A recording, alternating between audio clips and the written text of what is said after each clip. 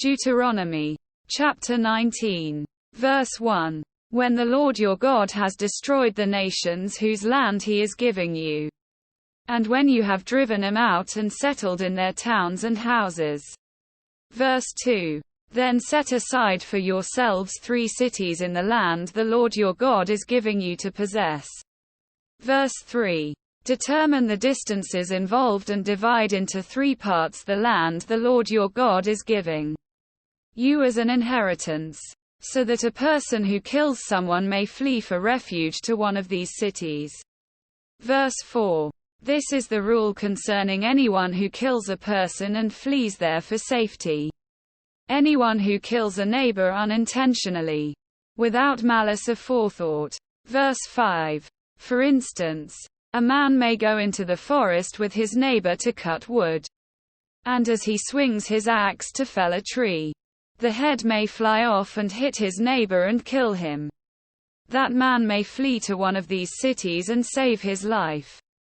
Verse 6.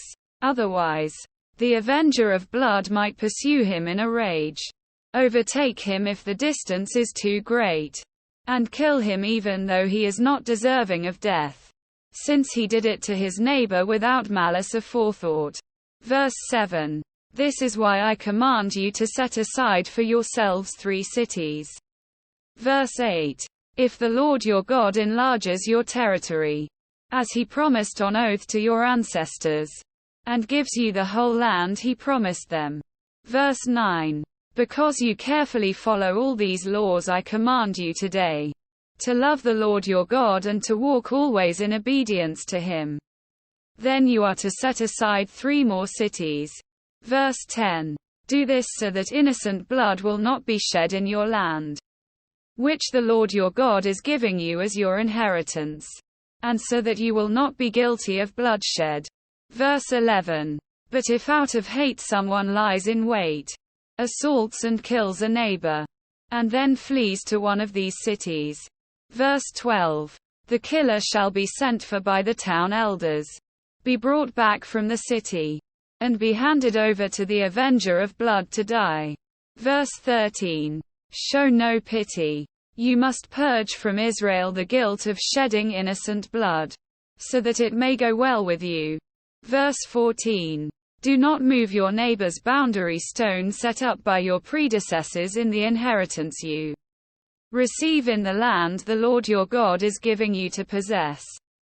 Verse 15. One witness is not enough to convict anyone accused of any crime or offense they may have committed. A matter must be established by the testimony of 2 or 3 witnesses.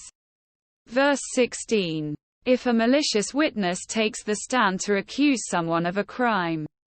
Verse 17. The 2 people involved in the dispute must stand in the presence of the Lord before the priests and the judges who are in office at the time. Verse 18. The judges must make a thorough investigation, and if the witness proves to be a liar, giving false testimony against a fellow Israelite. Verse 19.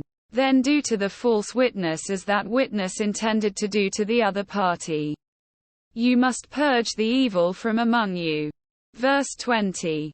The rest of the people will hear of this and be afraid, and never again will such an evil thing be done among you.